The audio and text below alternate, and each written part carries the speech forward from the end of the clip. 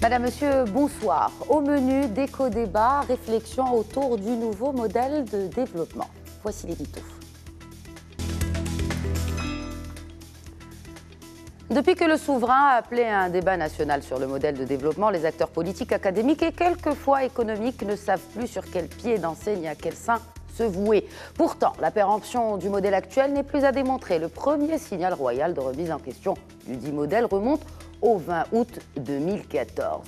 Sa Majesté le roi Mohamed VI avait alors affirmé que le modèle de développement économique avait atteint son niveau de maturité. Et c'était là le premier appel et le diagnostic fut clair et net. Il faut valoriser le capital humain pour exclure l'option d'un Maroc à deux vitesses. Et en termes de vélocité, la réactivité des forces vives du royaume est lente à la détente. 3 ans plus tard, l'appel est plus pressant et je dirais même plus ciblé. Pour le souverain, les priorités sont claires et nous n'avons pas besoin de davantage de diagnostic. Pour lui toujours, il faut à présent trouver des solutions pratiques et pragmatiques aux vrais problèmes des Marocains, notamment un modèle de développement qui profite à tous, surtout aux 2/3 de la population, nommément les jeunes.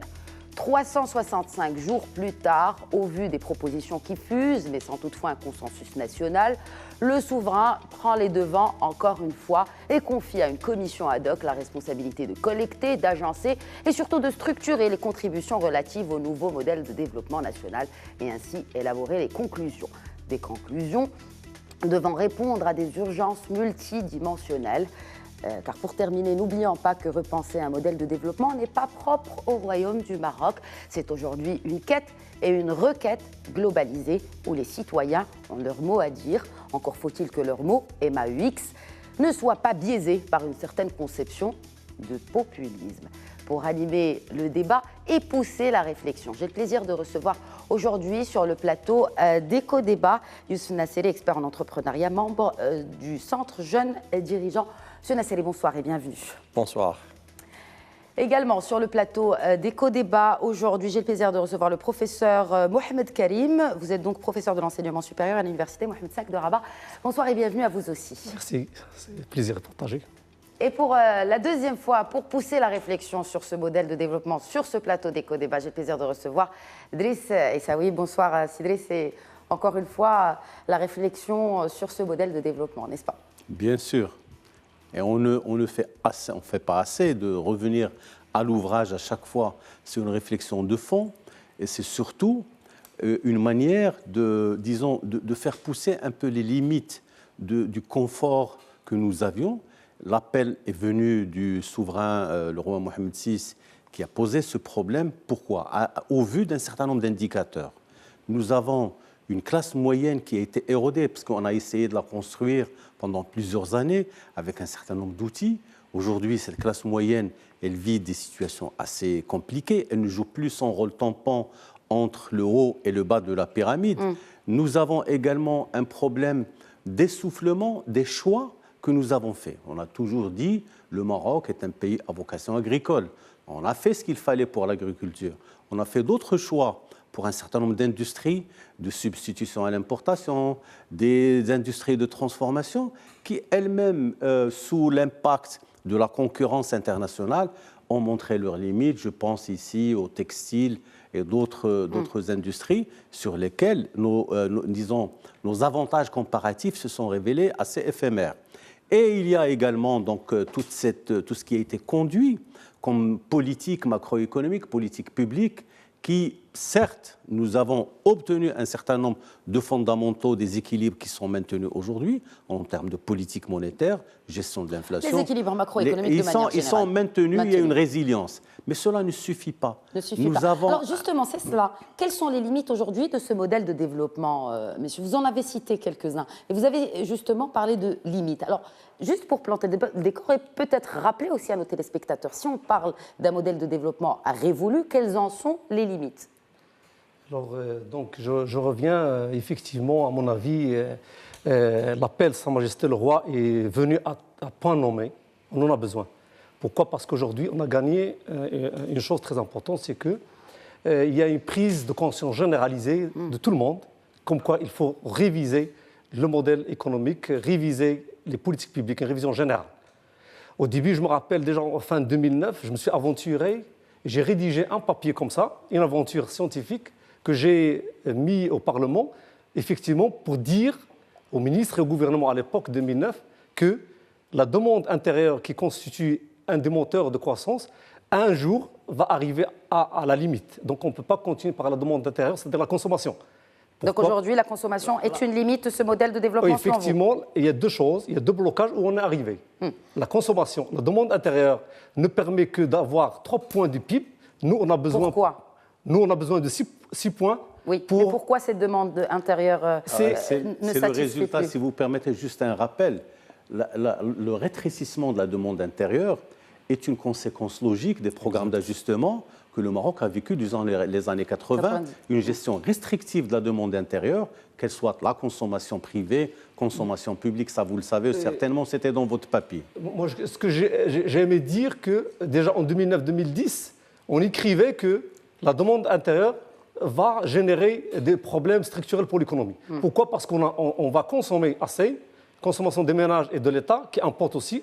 On consomme des produits qu'on ne produit pas. C'est cela. Balance commerciale déficitaire, les réserves de change se réduisent, masse monétaire se rétrécit, liquidité bancaire, il n'y a pas. Déjà en 2011-2012, il y avait un assèchement énorme de liquidité. Et le souverain, il a sauvé la face à travers la coopération du Conseil du Golfe pour pouvoir financer. Alors, il y a cette limite-là de la demande intérieure, parce que la demande ne permet d'avoir que 3 points du PIB. On a besoin de 6% pour résorber les problèmes de chômage et d'emploi, d'où on peut avoir les 3%, les 3 points qui restent.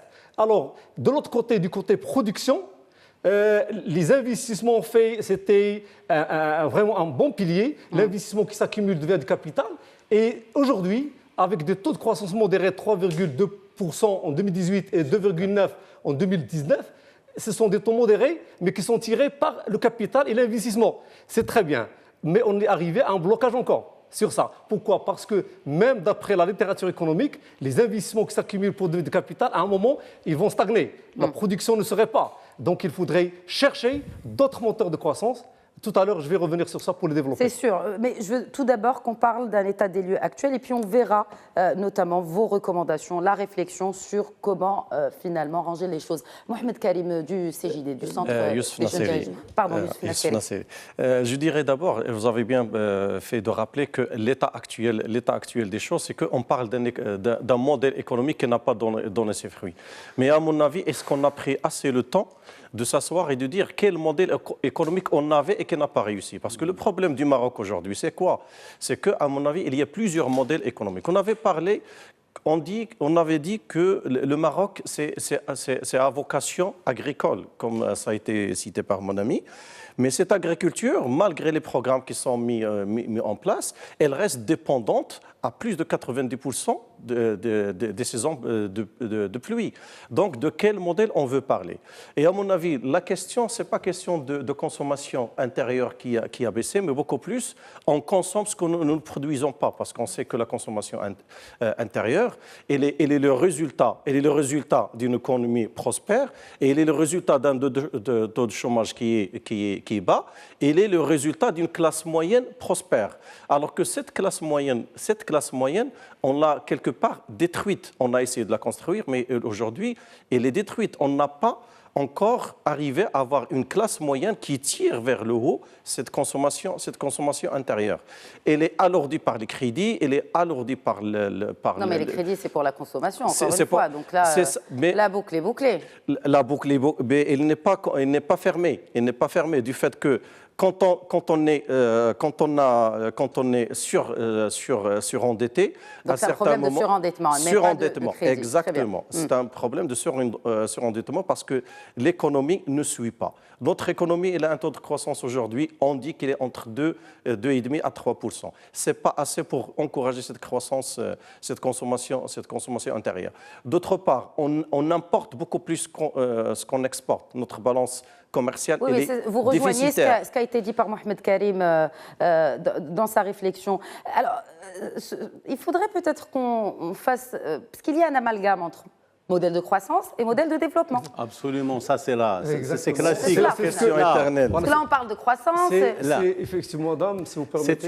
Si vous permettez. Là, en fait, ça c'est véritablement un débat qu'on avait quand on était à l'université pour dire taux de croissance, taux de développement qui sont complètement différents. En fait, ce sont deux logiques complètement différentes. Quand on est sur une réflexion sur la croissance, il y a un certain nombre de moteurs qui peuvent être actionnés pour avoir de la croissance annuelle, etc. Quand est-ce qu'elle se transforme en développement? C'est quand on agit sur les structures, quand on façonne l'économie d'un pays pour en faire un pays industriel, un pays manufacturier, etc. Exactement. Alors, revenons par exemple sur ce qui a été fait, les limites, les vraies limites. D'abord, on a un système d'éducation et de formation dont le rendement externe et le rendement interne sont défaillants. Et il y a de grosses réflexions qui sont menées jusqu'au jour d'aujourd'hui. Il y a même des politiques complètement stériles sur le plan, on va dire, politique, sur ce que devrait être l'enseignement et l'éducation. Quand vous dites politique stérile, vous parlez des plans d'urgence qui ont été Non, le plan d'urgence en lui-même. Si on regarde la matrice de base... ce plan d'urgence, finalement. Non, il a consommé quelque chose comme 43 milliards autant plus 12 de milliards l'ancien ministre. Voilà. Mais le problème, il y a une évaluation qui a été faite par le Conseil supérieur de l'éducation et de la recherche scientifique. Il y a une unité d'évaluation qui a fait un travail très précis, très scientifique, montrant que la matrice de base du plan d'urgence était bonne, c'est-à-dire comment orienter la formation, parce qu'en fait, elle vient après des années et des années. Pourquoi? Parce il y a eu des tentatives de réforme du système éducatif qui n'ont jamais réussi. Sur la question des langues d'apprentissage, sur les filières à introduire, sur comment faire le dosage entre ce qui est littéraire, ce qui est scientifique, surtout sur les filières et comment on réalise l'intégration. Le plan d'urgence a amené une réflexion à son époque qui était bonne. Mais le problème, c'est la gouvernance de cette réforme qui était très mauvaise. Au jour d'aujourd'hui, on n'a pas une évaluation concrète et réelle pour dire on a mis 43 milliards en principe. Quand on se rappelle les pays qui sont sortis après la Deuxième Guerre mondiale, je vais prendre par exemple les pays d'Asie du Sud-Est. Nous allons y revenir. Non, rapidement. Non, on va parler de ces pays, on ne va pas parler que de ces pays. Juste une idée. Oui. Quand on investit $1 sur une réforme, il doit être fructifié par 15 ou 20. Ce qui n'est pas le cas dans cette réforme. De l'éducation. Donc là, on parle éducation. Alors, peut-être quelque chose à rajouter, Mohamed Karim? Merci de soulever la remarque, parce qu'effectivement, il y a une différence entre un modèle de croissance, un modèle économique et un modèle de développement. C'est ça. Mais ce qu'il faut savoir, même la Banque mondiale aujourd'hui, le mémorandum de 2017, croyez-moi, si vous l'avez lu, vous allez voir qu'ils étaient cadrés par un modèle de croissance qui est universel, connu, il n'y a pas de nouveauté sur ça. C'est le modèle, s'il s'agit d'un modèle de demande, c'est un modèle post-néo-keynésien. S'il s'agit d'un modèle de l'offre à moyen long terme, c'est un modèle post-néolibéral. Et donc, dans les enseignements que la Banque mondiale a donné pour le Maroc comme issue pour instaurer un nouveau modèle de développement, ils sont cadrés, ils sont restés respectueux d'un modèle de croissance. C'est dire que, je résume, que le modèle de croissance est le cœur, il est un socle, il est universel, il est inchangé, et puis on va introduire la cosmétique. La cosmétique, c'est aller élargir plus en avant pour introduire les spécificités du pays. Alors, tous les pays au monde aujourd'hui, ils se mettent d'accord sur ces principes-là, qui sont une croissance qui va être... Du côté de l'offre, je parle, pas la demande, on oublie la demande, il a joué son rôle à un moment et puis c'est pas terminé, mais on doit aller vers autre chose, vers le moyen et long terme, il faut bâtir sur du solide. Le modèle de production, il est bâti sur la quantité de la main-d'œuvre utilisée dans une économie et le capital utilisé dans l'économie. Ça, ce sont deux facteurs principaux, c'est la quantité, c'est le stock. Mais il n'y a pas que ça. Il y a une production qui vient d'autres sources. C'est ça ce que la Banque mondiale a développé récemment. Mais malheureusement, la Banque mondiale est venue tardivement pour nous dire ce que nous, on sait en 2009, 2010 et après. Déjà, je rappelle le travail dans lequel j'ai participé avec la Banque africaine de développement et le Millennium Challenge en 2015 sur le diagnostic de croissance qui était très intéressant. Et on a tiré de ce travail d'experts 4 secteurs qui font l'objet d'un financement du Millennium Challenge à compte Maroc. Alors, je reviens pour les éléments de ce modèle de croissance. Il y a le stock du travail, le stock du capital et ce qu'on appelle aussi les productivités totales des facteurs. Alors, je ne reviens pas à la théorie. Robert Solow, théorie de la croissance exogène, Paul Romer, qui est prix Nobel 2018, Robert Lucas et d'autres. Alors, grosso modo, qu'est-ce qu'ils défendent, toutes ces personnalités? Qu'est-ce qu'elles défendent? Voilà, ils défendent parce que le travail, il est peu éduqué. Il y a un problème de travail, de qualification, parce que le capital est arrivé à une stagnation, il ne peut pas donner plus. Il faudrait aller aux infrastructures, au capital humain, surtout l'éducation et la recherche scientifique, l'innovation. Il faut aller à la gouvernance, les institutions, il faut aller aux ressources naturelles. Au Maroc, c'est les énergies renouvelables. Voilà ce qu'ils disent. Sur ces moteurs-là de croissance, les 5, ils peuvent augmenter la croissance économique à hauteur de 60%. De combien? 60%. De 60%. Alors au Maroc, c'est combien? S'ils sont activés correctement. Si vous permettez, je vous donne les chiffres. Au Maroc, les productivités totales des facteurs, 0,3%. Sauf l'agriculture marocaine qui arrive à donner des PTF qui sont positifs. Le reste des secteurs, c'est négatif. C'est négatif de par l'investissement qui a été alloué et le retour sur investissement. Et ce qui nous permet d'avoir les 3,2 ou les 2,9%, c'est grâce à l'investissement et à la connaissance de capital. Et non pas au capital humain, et non pas à la gouvernance, et non pas aux ressources naturelles, et non pas. Youssef Nasseri, la question est peut-être un peu philosophique. Alors du coup, qu'est-ce qu'un modèle réussi? Qu'est-ce qu'un modèle de développement réussi? Maintenant qu'on comprend la différence entre modèle de développement et modèle de croissance. Je crois que si on est arrivé à répondre à cette question dans les soi-disant modèles économiques qu'on avait adoptés au départ, on n'aurait pas dû arriver à cette situation-là. Un modèle économique réussi, c'est celui qui s'impacte sur la vie du quotidien du citoyen et pas du vrai citoyen. C'est-à-dire tout à l'heure, je crois qu'on aura à parler des modèles qui ont réussi. Une production et une croissance, maintenant c'est ce que ressent le citoyen. Si. Les modèles, c'est l'impact, je parle de l'impact, et non pas des moyens. Les moyens, c'est vraiment la productivité, c'est le capital humain. Et là, on revient à la question centrale, qui est ce capital humain. Le problème du Maroc aujourd'hui, je crois, à mon avis, parce que pour la théorie, pour toutes ces théories de développement et de croissance, elle se base sur un facteur clé qui est l'homme. Alors comment baser tout un modèle sur une population dont 50% sont des analphabètes? Ça, primo. C'est pour ça que tout à l'heure... Un peu moins, 32% selon les derniers chiffres. 32. Ces chiffres-là, c'est les chiffres du HCP. C'est une entité qui est complètement indépendante. Après, si vous êtes sceptique, dans une autre pourquoi émission, vous êtes sceptique? Est-ce que vous avez des preuves en chiffres? Ce n'est pas des preuves en chiffres. Malheureusement, je n'ai pas le moyen de faire une étude. Non, parce que c'est bien de regarder en arrière et de regarder aussi les évolutions que l'on a faites. Les évolutions, parce que pour moi, la définition d'analphabétisme, ce n'est pas la définition des années 60 et des années 70. C'est les nouvelles illettrés, Déjà, si on intègre les littrés, à mon avis, parce que de par mon travail, rien que ce matin, on était dans une visite pour l'inclusion économique et sociale.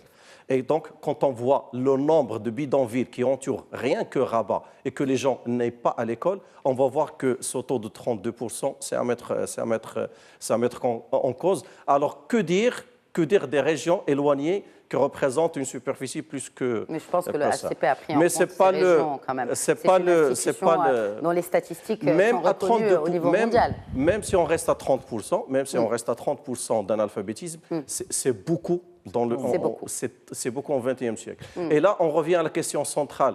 On le dit à chaque discussion, c'est l'éducation. C'est l'éducation et la santé. Aujourd'hui, le pilier de tout modèle, s'il n'intègre pas l'éducation, je crois qu'il ne va pas avoir l'impact souhaité. Alors, vu que c'est une émission économique, je vais revenir au modèle économique.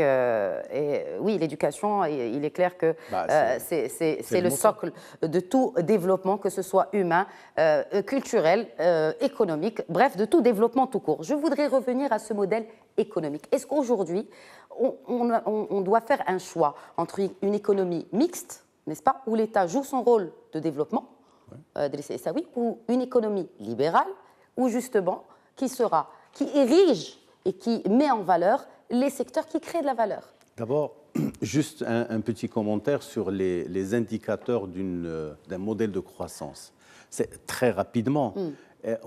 Surtout ces analyses sont des analyses statiques. Ils ne prennent pas en compte le facteur temps, comme l'avait développé Raymond Barre d'ailleurs dans sa thèse. Le facteur temps est un facteur déterminant dans la définition des paramètres pour un modèle de croissance donné. Donc il faut le réviser. Alors maintenant, si on revient à un modèle de croissance, disons un modèle de développement qui doit être inclusif, etc., est-ce qu'on va privilégier l'initiative privée ou l'État? L'État a encore un grand rôle à jouer. Pourquoi? Il a un rôle à jouer dans ses attributs régaliens, que sont, à savoir, aujourd'hui, on a un État qui investit intensément sur les infrastructures, il faut le dire. Il y a de gros montants qui sont investis dans les économies externes, apparaissent d'ailleurs dans les business plans d'un certain nombre de projets qui sont développés. Nous avons un secteur privé, il faut le dire, un secteur privé qui a su se développer, mais le problème du secteur privé aujourd'hui au Maroc, même s'il est défendu au sein de la CGM, etc., c'est un secteur privé qui n'est pas encore dans l'esprit de l'entrepreneuriat au sens schumpeterien, qui prend le risque maximum et qui peut justement se positionner sur un certain nombre d'opportunités qui sont offertes. Prenons les exemples. Nous avons des entrepreneurs très dynamiques dans les technologies de l'information, il faut le dire. Nous avons des champions, et nous avons même des multinationales marocaines, tout ce qui est monétique, tout ce qui est... Il y a de grands champions. Mais on n'a pas la mayonnaise. La mayonnaise n'a pas assez pris au niveau du secteur privé, parce qu'aujourd'hui, on a un grand débat sur une question qui s'appelle la fiscalité. Mais c'est ce même secteur privé qui attend que l'État lui donne un coup de main. Donc le coup de main, il n'y a pas... Du coup, l'économie de marché, est-ce qu'on est un pays libéral? Est-ce qu'on est une économie libérale ou pas? Est-ce que c'est le marché qui décide de la politique économique de l'État ou le contraire? Alors, vous êtes en train de poser le problème. Le problème du modèle de développement, c'est d'abord une vision politique, une vision de la société. Que voulons-nous être dans les 20, 30, 40 années à venir? Je pense que le choix a été fait. Nous sommes un pays dont les options libérales sont bien ancrées dans les choix économiques, même dans les choix politiques. Le multipartisme est aussi un pendant de ce libéralisme, mais nous avons également, l'État doit encore jouer son rôle. On ne peut pas être dans un libéralisme débridé où on va laisser faire le marché, parce qu'aujourd'hui, et dans le secteur bancaire, dans le secteur de l'assurance, dans l'agriculture, etc., on n'a pas encore cette logique, cette main invisible d'Adam Smith qui devrait, disons, réguler tout ça et que le secteur privé soit porté par ces anticipations rationnelles pour pouvoir effectivement créer de la valeur à partir de son ressenti par rapport au marché. Parce qu'il reçoit des signaux. C'est cela. Le secteur privé reçoit des signaux de la réglementation. Mais nous avons des problématiques beaucoup plus profondes. Cette question de la fiscalité, je pense qu'on doit être plus citoyen qu'on l'est, parce que l'équité sociale sur la fiscalité est importante. Je pense qu'on aura le temps d'y revenir. Alors justement, l'équité fiscale, c'est très très important de soulever ce point. Et d'ailleurs, les assises de la fiscalité arrivent à grands pas, et c'est sûr que ça fera certainement partie des discussions, et sûrement une discussion qui sera traitée sur ce même plateau, Inch'Allah. Je voudrais juste peut-être faire réagir Mohamed Chakir en tant qu'économiste, en tant que Mohamed Karim. J'ai vraiment un problème avec les noms aujourd'hui, je m'excuse messieurs. Mohamed Karim. Alors, parce que c'est un sujet qui me passionne beaucoup, on le voit aujourd'hui, ces économies libérales qui ont réussi dans le monde. On prend l'économie turque, par exemple, on prend l'économie de la Malaisie, la Corée du Sud ou encore du Brésil. Est-ce qu'aujourd'hui, ce ne sont pas des exemples qui devraient peut-être encourager à plus de libéralisme, à donner un peu plus sa parole à ce secteur privé pour orienter les stratégie publique? Effectivement, ce sont des expériences qui peuvent nous inspirer. Alors, je reviens au rôle de l'État. Est-ce que c'est le marché totalement ou c'est l'État totalement qui intervient? Là, nos problèmes aujourd'hui, si on fait un petit diagnostic rapide de la situation du Maroc, on a un taux d'investissement, par exemple, 32% en 2018. Ouais. Et un taux de chômage de 9,8%. Alors que si je prends la Malaisie et je prends la Corée du Sud ils font 20,7% comme taux d'investissement, 24,6%, et ils font un taux de croissance beaucoup plus élevé que celui du Maroc et un taux de chômage moins que celui du Maroc. C'est-à-dire qu'au Maroc, on fournit beaucoup d'efforts pour moins de résultats. Pourquoi? Effectivement, parce que ce problème-là, le problème vient du fait que les investissements qui sont là, des ressources qui sont là, ils s'orientent vers des secteurs qui ne sont pas productifs. Et là, le rôle de l'État, il doit venir... Là, il faut faire très attention. On le laisse peut-être finir sa pensée, Sidri. Merci C'est beaucoup. ce qu'on appelle le syndrome hollandais, c'est l'orientation des investissements vers les bâtiments et travaux publics et vers des secteurs des services. Et on a une valeur ajoutée de ces services-là, BTP, qui arrive à 75% du total. Or, la norme internationale, 55%, ça c'est le chiffre de la Banque mondiale. Et on a l'agriculture qui devait être à 22%, et les chez nous à 14%. Donc, un développement déséquilibré de secteur. Et il vient d'où? Il vient du marché, parce que l'entrepreneur qui vient, et il veut la rentabilité rapide et s'oriente là où il a son gain rapidement. L'État, ici, il doit réguler, il doit intervenir pour orienter. Donc, finalement, le modèle auquel on doit s'attendre, c'est une complémentarité entre le marché et l'État. Donc, une économie mixte. Une petite réaction avant la pause, Sidris, en quelques secondes. Très rapidement, on est en train de parler...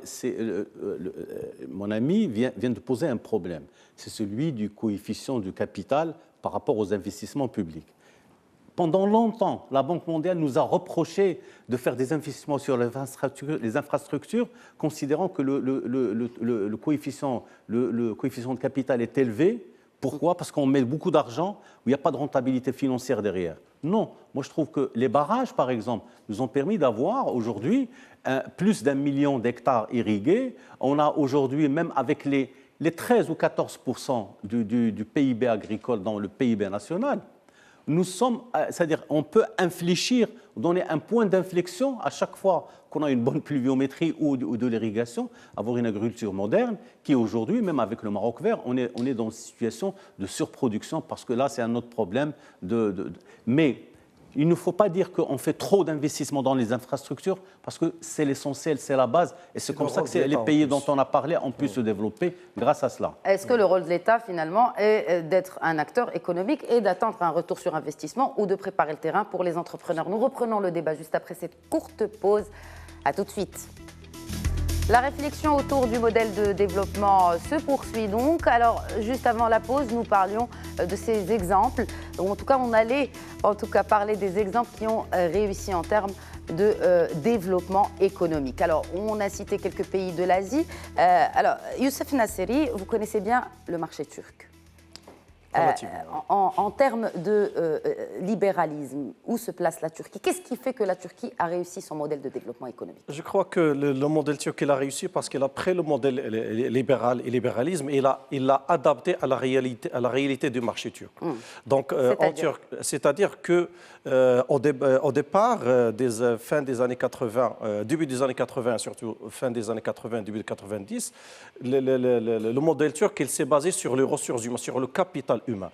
Et donc, le premier investissement qui a été fait par l'État, les gros investissements dont on parlait, dont la productivité n'est pas directe, mais elle est indirecte, oui, comme celle de l'infrastructure, c'était l'éducation et c'était la formation. Et donc, ils ne se sont pas tardés comme nous, par exemple, dans l'éducation, à parler est-ce qu'on fait la langue française ou la langue anglaise, est-ce qu'on commence dès le primaire ou le secondaire. Parce qu'ils ont étudié turc, le modèle indien aussi. Il ne s'est pas tardé, est-ce qu'on parle turc ou anglais, malgré que les multinationales qui se sont installées sont des multinationales qui parlent principalement l'anglais. Donc, le premier investissement qui a été fait, c'était dans l'éducation, l'enseignement supérieur et surtout la recherche. Donc, si vous vous rappelez, dans les années 90, la première action qui a été faite, c'est de multiplier par 3 les salaires de petits instituteurs jusqu'aux grands chercheurs. C'était la première action faite. En parallèle, il y avait la construction d'écoles. Il y avait la construction d'universités. Aujourd'hui, je crois... Public, bien sûr, je parle public. Parce que même dans les modèles les plus libéraux, l'éducation et l'enseignement, elle est toujours publique. À défaut de ce qu'on laisse... L'enseignement, pas toujours. Ce qu'on laisse croire. Ça, d'une part. Donc, c'était la première action. La deuxième action, c'était le transfert de technologie et du savoir. Et ça a été le cas du modèle indien. C'est-à-dire que la Turquie, ils avaient une caractéristique comme la nôtre. C'est l'abondance de la main-d'œuvre et surtout la non-cherté de la main-d'œuvre. Le SMIC, dans le temps, était presque beaucoup plus inférieur que le nôtre. Et donc, ils ont exploité ça, c'est-à-dire qu'il y avait un vrai transfert de savoir. C'est-à-dire que dans les contrats, et ça, c'est relatif. Des négociations. Dans les contrats, c'est-à-dire que parmi les contrats qui se fait, c'est le transfert du savoir et pas seulement d'être un exécutant et d'avoir de la main-d'œuvre relativement moyennement qualifiée et de la main-d'œuvre qui travaille avec la main-d'œuvre. Le troisième point, c'était de bénéficier de ce qui se passe ailleurs. Ils ont envoyé des délégations d'étudiants, de chercheurs, et ils se sont bien assis sur les chercheurs turcs qui étaient dans les universités allemandes. Ils ont envoyé des étudiants en Allemagne principalement. Et donc, ils ont capitalisé sur le modèle. Ils ont bénéficié du modèle allemand, ils ont capitalisé du modèle allemand. Et l'enseignement en Turquie, il se fait en langue turque, malgré que la langue turque n'est parlée qu'en Turquie. Donc, mais en parallèle, on enseigne la deuxième langue qui est l'anglais. Et pas l'allemand, pas autre chose, c'était l'anglais. Aujourd'hui, l'anglais, c'est la langue internationale, c'est la langue de la science, c'est la langue de la recherche. Alors peut-être que les matières scientifiques, je ne sais pas, peut-être je vous pose la question. C'est en Turquie. C'est en Turquie. Donc, très bien. parce que étudier en Turquie quelque chose de technique, traduire le mot pour que la suite ce soit en allemand, en turc, en anglais, ça change rien. Mais on développe une manière de réfléchir, une manière de faire, une manière d'apprendre. Parce que je crois la différence entre nos écoles aujourd'hui et ce qui se fait ailleurs, c'est que nos écoles, elles apprennent quelqu'un à exécuter. Alors que les autres, elles apprennent les gens à apprendre plus. Donc ce n'est même plus une question de langue, mais c'est une question de modèle même d'éducation et d'enseignement. Et le cas, il est valable aussi pour la Corée du Sud, il est valable pour l'Inde, il est valable pour tous les pays. Pour Singapour. Même les pays scandinaves les pays scandinaves aujourd'hui, ils ne parlent que leur langue locale. Et les Japonais aussi. Donc, tant qu'on s'attarde sur un détail, on ne va pas réussir. Et tout à l'heure, quoi qu'on fasse... Alors, justement, cette question de langue n'est-elle pas un détail? C'est pas il faut étudier... Est-ce que vous parlez de s'attarder sur des détails? Et là, il y a d'ailleurs, c'est d'actualité, il y a un grand débat. Est-ce qu'il faut garder la langue arabe? Non, ne pas garder la langue arabe dans l'école marocaine. Le problème n'est pas dans la langue arabe. Et finalement, l'école marocaine, ça reste la même chose et il n'y a pas de résultat. Je vous invite à aller en Liban. Au Liban, ils sont s'il n'y avait pas les problèmes politiques et le problème de guerre et de fractions qui se combattent entre eux, le Liban, il est allait être trop loin. Et l'enseignement, même supérieur en Liban, même l'enseignement supérieur à la recherche, il est fait en arabe. Mais ils sont parfaitement bilingues, ou même trilingues. Ils sont trilingues, peut-être que la guerre a aidé aussi les Libanais. Hein. C'est pas que négatif. Bon, ce n'est pas notre débat. Alors, très bien, vous avez en tout cas démontré cet exemple turc. Pourquoi il a réussi? C'est principalement grâce à l'éducation. L'éducation, le transfert de savoir et la capitalisation sur les instruments qui se sont installés en Turquie. Mohamed Karim, on parle de l'Asie maintenant. L'Asie, effectivement, c'est un cas d'école. Si je prends par exemple la Corée du Sud, je compare le revenu par tête d'un Marocain en 1955 à l'aube de l'indépendance, c'était 127%. Le revenu par tête d'un Marocain en 1955 dépasse celui du revenu similaire du revenu par tête de la Corée du Sud, c'est-à-dire 0,27 points de plus. On arrive à l'ère de l'ajustement structurel 1984. On a un revenu par tête de 43% du Maroc par rapport à un Coréen. Donc, c'est-à-dire que la Corée du Sud, elle a progressé énormément par rapport. Et puis on arrive en 1989. Le revenu par tête d'un Marocain, c'est 32% encore. Alors, je vais comparer suivant quatre blocs de comparaison. Je prendrai, ça c'est universel. Peut-être pas comparer, mais c'est juste dire quels sont les ingrédients qui ont fait que la Corée a percé. L'épargne en Corée du Sud est largement suffisante par rapport au Maroc. Nous, on a une épargne des ménages. Voilà, c'est cela. Épargne des ménages qui est faible, épargne de l'État qui est faible. Et on a le chiffre d'HCP, 6% des ménages marocains arrivent à épargner. Donc s'il n'y a pas d'épargne, on ne peut pas faire de l'investissement, on ne peut pas faire de l'accumulation de capital, on ne peut pas produire. Donc le problème, c'est que si l'épargne est insuffisante par rapport à l'investissement, il faut aller emprunter de l'extérieur. Et les comptes extérieurs sont déséquilibrés. Un. Deuxième, et encore, pire encore, c'est que l'investissement doit aller vers des secteurs productifs, inclusifs, créateurs d'emplois, etc. Deuxième, c'est l'éducation. Voilà. Éducation, ça veut dire quoi aujourd'hui? Ce n'est pas uniquement lire, écrire, compter. C'est aussi rédiger des codes, l'algorithme, les nouvelles technologies, l'intelligence artificielle.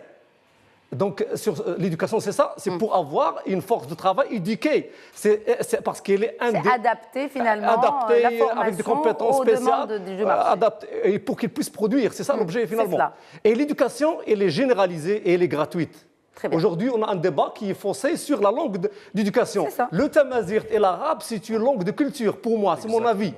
Le français et l'anglais et l'espagnol, ce sont des langues de la science. Je ne partage pas. Eu égard à la mondialisation. Eu égard à la mondialisation. Messieurs, ce n'est pas notre débat, s'il En vous tout plaît, cas, parce qu'il reste beaucoup de points. Alors, s'il vous troisième plaît. chose, c'est Merci. l'industrialisation du pays. Il n'y a pas un pays qui s'est développé sans qu'ils soient industrialisés. Alors aujourd'hui, nous ne sommes pas industrialisés au Maroc. Légèrement, pour quelques secteurs, mais on a du chemin chemin sur à la faire. du chemin à Très faire. bien. Par contre, le rôle de l'État ici, c'est une politique industrielle dirigée par l'État. En Asie, il est dirigé par l'État. Au Maroc, C'est il doit cela. être dirigé. Hong Kong, d'ailleurs, Et en est un quatrième exemple. chose qu'on n'a pas citée jusqu'à maintenant, c'est la confiance, c'est le capital social dans une société. Je vous fais appel à l'ouvrage de Fukuyama, 1992, celui de la fin de l'histoire, le dernier temps, qui a dit que le monde il est partagé en deux clans, en deux camps. Basse confiance, haute confiance. Si on est en haute confiance, la prospérité elle est là. Si on a basse confiance, la prospérité n'est plus là. Donc la confiance viendrait après. C'est ça ce qui fait tous les pays de l'Asie.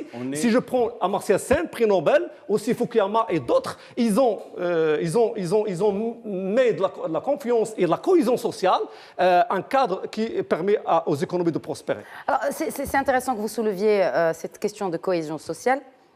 Sidris, on aimerait aussi parler des Amériques et notamment de l'exemple brésilien Oui. avec vous. Donc là, on a parlé de la Turquie, Qui prend la tangente maintenant. Qui font la tangente maintenant, exactement. Absolument. Alors justement, le Brésil, après 2 mandats socialistes, a viré à un virage à 180 degrés à l'extrême droite. Est-ce qu'aujourd'hui, d'abord, le Brésil est-il toujours un pays émergent, sachant qu'en 2015, il a enregistré une croissance de 3,5% du jamais vu en 25 ans? On peut dire que le Brésil fut un pays émergent dans les années 2000, dans les débuts des années 2000. Même avant. Alors aujourd'hui, est-ce que ce virage-là, justement pour une économie beaucoup moins socialiste, est-ce que finalement ce n'est pas la clé pour redonner au Brésil justement cette croissance qu'il a connue dans le début des années 2000? D'abord, disons, la montée au pouvoir de l'extrême droite brésilienne est un phénomène sociologique propre au Brésil. Et il y a un certain nombre de contradictions. D'ailleurs, le problème est l'usure du pouvoir. Les socialistes ont essayé de faire des choses, de faire des équilibres sociaux entre les entreprises. Il y a eu beaucoup de mal-gouvernance qui a conduit au résultat que l'on connaît. Aujourd'hui, c'est dans l'air du temps que Jair, ou comment s'appelle, Bolsonaro, qui vient au pouvoir et qui en fait c'est le modèle Trump, disons, on est en train de revenir sur un modèle identitaire qui essaie d'abord de créer ce climat de confiance qui va permettre. Les entreprises brésiliennes sont très fortes. Ils sont dans l'aéronautique, ils sont dans les technologies, ils sont dans beaucoup de secteurs, ils sont à la pointe. Ils n'ont rien à envier parce qu'il y a un long apprentissage de l'industrialisation du Brésil depuis la phase de la substitution à l'importation jusqu'aux investissements lourds au niveau de la métallurgie, au niveau de beaucoup de secteurs où ils se sont constitués de vraies structures industrielles. C'est vrai que les conjonctures qu'ils ont passées, avec la mauvaise gouvernance qu'ils ont eue, a conduit à ce qu'on sait. Aujourd'hui, pourtant, ils ont investi plus, justement, puisqu'on parle Absolument. d'investissement public. Oui. On a investi plus, on a relevé le seuil des salaires minimum, et du coup, on a dû emprunter plus. Est-ce que finalement, pour rétablir cette justice la dette du sociale- Brésil est incomparable, Non, on ne peut pas la comparer. Non, je ne compare. Encore une fois, parce que c'est très difficile quand on parle d'exemples de réussite, on a tendance à comparer. Ici, nous ne comparons pas. On n'est pas en train essaie de regarder ce qui se passe ailleurs. Nous ne benchmarkons pas. On regarde ce qui se passe ailleurs, mais est-ce que finalement, en empruntant plus et en mettant encore plus d'argent public pour des stratégies socialistes pour le coup, est-ce que finalement c'est le bon choix aujourd'hui? Vous savez, quand on emprunte de l'argent, je l'ai dit tout à l'heure, ça dépend de la manière dont on va l'utiliser. Si on l'utilise pour soutenir la consommation intérieure, ça c'est une chose. Voilà. Quand on l'utilise pour le fructifier et au lieu d'1$ emprunté, on a 15, c'est le cas de la Corée du Sud, qui a bénéficié du plan Marshall. Pour le Brésil, la même chose. Le Brésil est rentré dans un cercle vicieux d'endettement qu'il a emmené pendant des années. Ils ont eu des taux d'inflation extrêmement violents sur l'économie brésilienne qui ont failli détruire le pays. Mais aujourd'hui, je pense qu'il y a un retour à un certain nombre de fondamentaux pour eux, où on va soutenir, bien entendu, l'investissement privé. L'État va intervenir, c'est du moins ce qui est annoncé. On ne peut pas juger, en tout cas. On ne peut pas juger. Mais ça reste quand même une économie qui a des fondamentaux assez solides, pas comme les nôtres malheureusement. Si on revient à l'exemple turc, vous avez posé la question tout à l'heure, que doit faire l'État? La question sur le rôle de l'État, pour nous, pour le Maroc, est importante. L'État turc intervient à tout moment, même en détournant certaines règles du commerce international et des engagements au niveau de l'OMC. Oui, et d'ailleurs, que ce soit sur la sidérurgie, que ce soit sur la manufacture textile, etc., ils font un travail de fond pour soutenir l'investissement national, pour le soutenir à l'exportation. Et ça, je pense que le Maroc devrait faire la même chose. Parce que nous, on a l'impression que les choix doivent être univoques, qu'on doit faire quelque chose. On fait, par exemple... Je pense que on l'exécute. Mais l'une des mesures. Bon élève. Voilà. Du point de vue la Banque mondiale, du point de vue quelques règles, mais c'est pas possible. On a fait une initiative assez intéressante, à mon avis, c'est la flexibilité du dirham. Elle a été gérée, d'ailleurs, nous sommes suivis par l'Égypte, par d'autres pays, parce que l'Égypte, quand on leur a demandé de faire de la flexibilité, ils l'ont fait total depuis le départ. Après, je ne sais pas si c'est un échec. Est-ce que c'est une question de négociation, finalement? Non, le Maroc... On lui a imposé, le FMI lui a imposé, et du coup, libérer totalement la monnaie Quand vous avez le couteau sur la gorge, quand on vous dit, vous avez un déficit de balance... C'est la métaphore. Non, mais c'est-à-dire la métaphore... Mais quelque part, c'est la réalité. C'est la réalité. Quand vous avez un déficit de la balance des paiements que vous avez tout explosé et vous demandez à la Banque mondiale ou au FMI de vous donner les DTS pour pouvoir financer votre déficit, écoutez, vous ne prenez pas ça si vous ne faites pas ça. C'est cela. Alors, le Maroc, je pense qu'il a pu négocier parce qu'effectivement, il y avait une période de résilience, ils l'ont négocié. Aujourd'hui, on est en train de conduire cette politique bien. Alors, sur d'autres chapitres, il nous faut revenir un peu à l'ouvrage et retravailler nos fondamentaux. Et si vous permettez, juste de cet exemple-là, parce qu'il nous reste le chapitre de justice sociale. Brièvement sur cette question, quand j'ai parlé turc, à chaque fois, elle adapte les choses à leur réalité. Et d'ailleurs, ce qui a été fait, M. Jouari, pour la flexibilité du dirham, c'était une adaptation à la réalité économique du Maroc, et c'est pour ça que ça réussit. Et cette adaptation doit être extrapolée à tous les secteurs, et surtout penser à fructifier les investissements et non pas rendre les investissements comme un pompier social. Très bien, vous m'avez donné ma transition de pompier social, justement. Alors, justice sociale, c'est sûr qu'aujourd'hui, ça fait partie des priorités, des grandes lignes tracées par le souverain dans différents secteurs, je le disais dans mon édito.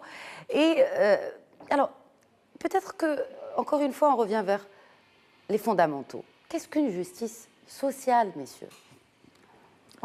Alors, effectivement, après que nous avons débattu des gâteaux qui doivent être créés, parce que le gâteau doit d'abord être créé par des mots que nous avons cités, il faudrait le répartir de façon plus ou moins équitable, avec un minimum d'inégalité. Aujourd'hui, au Maroc, le taux de pauvreté a baissé dans l'absolu, d'après les chiffres officiels. C'est le Tmani, sont félicités cette semaine à la Chambre. La pauvreté relative, elle est encore persistante. Et la vulnérabilité, 12,8%. On peut se féliciter sur ce plan-là.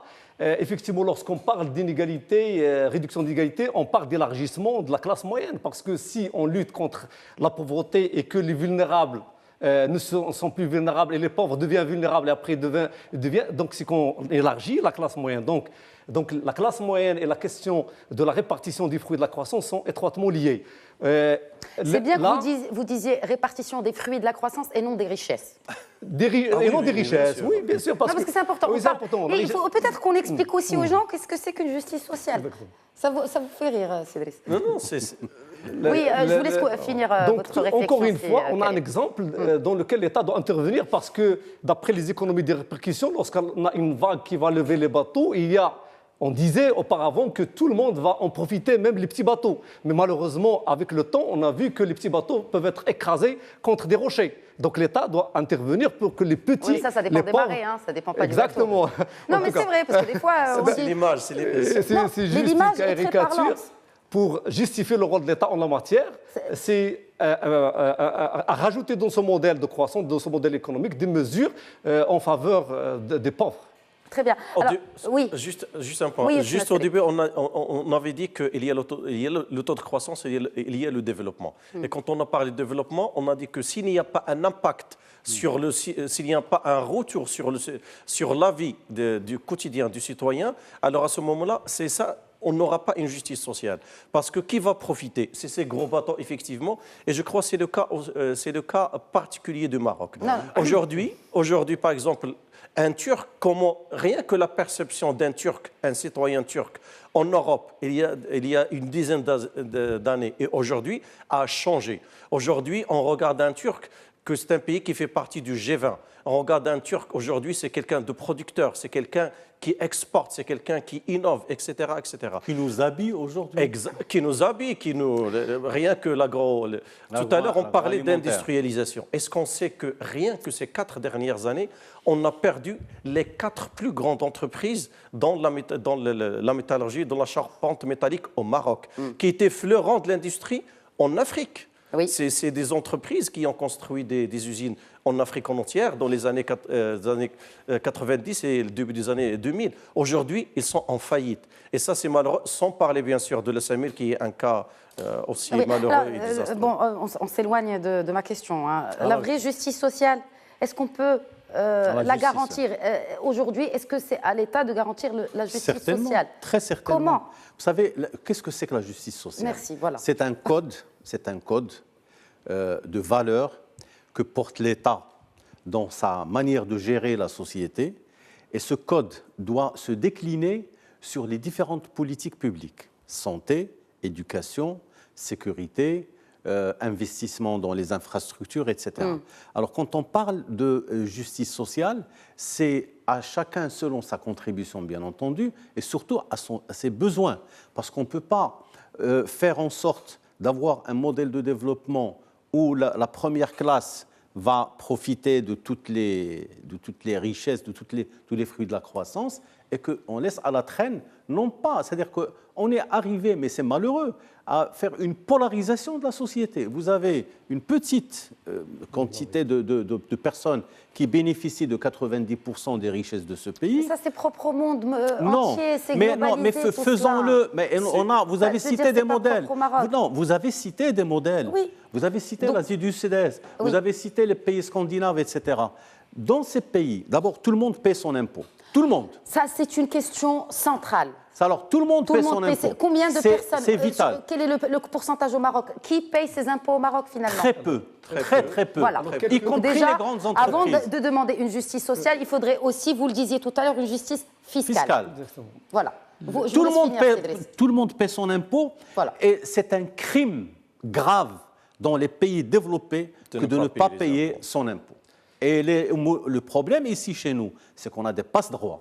On a une culture de passe-droit très facile où on ne paye pas ses contraventions. Mais quel que soit, du coup, là où on se positionne dans la société. Je ne veux pas parler de catégories sociales. Voilà. Aujourd'hui, c'est les grandes catégories sociales, ceux qui disposent de revenus suffisants, qui ne payent pas leur impôt. C'est ça le problème.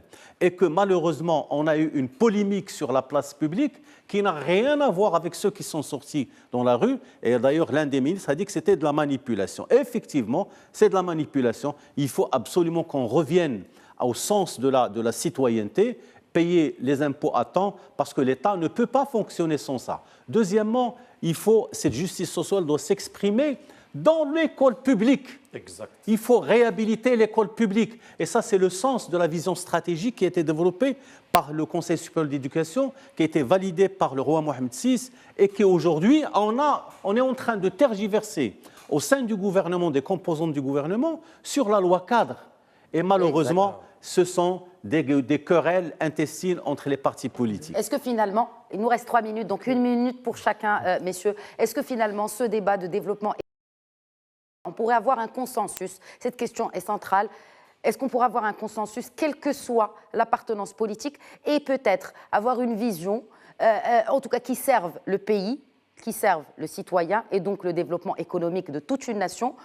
et la durabilité de cette croissance ou de servir des intérêts politiques. Et c'est pour terminer, Youssef Nasseri, et puis vous avez 1 minute chacun. Donc je crois que le mot-clé dans ce que vous avez dit, et je suis tout à fait d'accord avec vous, c'est le mot vision. Si on avait une vision, on va la décliner en objectif et on va les décliner en plan d'action. Et on va être dans la continuité. Aujourd'hui, notre problème, on n'est pas dans la continuité. On fait des programmes, on les arrête et on commence d'autres programmes, malgré qu'il y ait beaucoup de problèmes. On fait pas, notre problème aussi, on ne fait pas d'évaluation. Pourquoi ça n'a pas réussi ? On arrête un programme sans l'évaluer pour capitaliser sur ce qui était bien ou bien sur ce qui n'a pas marché. Et tout modèle économique, s'il n'assure pas les 3 piliers d'une nation, l'éducation, la santé et la justice, on n'aura pas cette justice sociale dont vous avez parlé tout à l'heure. En tout cas, l'essence même d'un État, c'est d'assurer la loi et la justice pour permettre à tous d'ailleurs, d'accéder tout à l'heure, vous avez dit que même dans les pays, même dans le monde, il y a presque 20% qui profitent de 80% des richesses du pays. Beaucoup moins. Mais l'ensemble, et la santé garantie, et l'éducation garantie, et il est dans un pays juste où le système judiciaire est fiable. Alors, système judiciaire fiable, et aussi tout le monde paye ses impôts, encore une fois. C'est le cercle vicieux malheureux dont voilà, nous justement, vivons. donc tout le monde profite du système, mais aussi a des redevances vis-à-vis du système. Mohamed Karim, Alors, 30 secondes. Je l'ai dit au début, prise de conscience généralisée. 2019, pour moi, vraiment, c'est un démarrage pour le Maroc. Pourquoi ? Parce qu'il y a beaucoup de choses. Il y avait la justice qui n'est plus lente, il y avait la fiscalité, les gens qui ne payent pas sont revenus pour payer. Cette sensibilité à l'illiquité, aussi avec la volonté de Sa Majesté le Roi, dans un cadre de régime monarchique, on peut développer notre pays. Certainement. Et de démocratie peut-être participative, où les élus des régions peuvent avoir leur mot à dire. Et un dernier mot pour DC Saoud. Notre malheur dans ce pays, c'est que nous conditionnons tout ce que nous faisons par des intérêts de chapelle, disons de partis politiques, d'intérêts catégoriels. Si les acteurs politiques, aujourd'hui, c'est un moment historique, il faut qu'ils se disent, on oublie 2021, on oublie les élections, quel que soit celui qui va diriger, on sera derrière lui. S'ils disent ça, on va résoudre le problème de la langue d'apprentissage au niveau de l'éducation, on va résoudre les choix économiques à faire. Il faut aussi que l'on soit plus citoyen qu'hier, et aujourd'hui on en a besoin. C'est un défi d'existence qui se pose au Maroc, ou bien on réussit la transformation de notre modèle de croissance et de développement, ou bien on va rester à la traîne par rapport à d'autres pays qui ont su comment se transformer et aller de l'avant et embrasser les perspectives d'avenir. En tout cas, beaucoup de réflexions ont été menées dans ce sens, espérons en tout cas. On attend, n'est-ce pas, ce rapport de la commission ad hoc qui devra donner ses conclusions. Merci beaucoup Driss Essaoui, Youssef Nasseri, Mohamed Karim d'avoir apporté ces éclairages, mais aussi poussé la réflexion dans ce vaste modèle de développement économique. Merci messieurs. Merci à vous. Je remercie nos téléspectateurs pour leur fidélité et leur donne rendez-vous donc la semaine prochaine pour un nouveau numéro d'Éco Débat. D'ici là, très très bonne semaine à tous.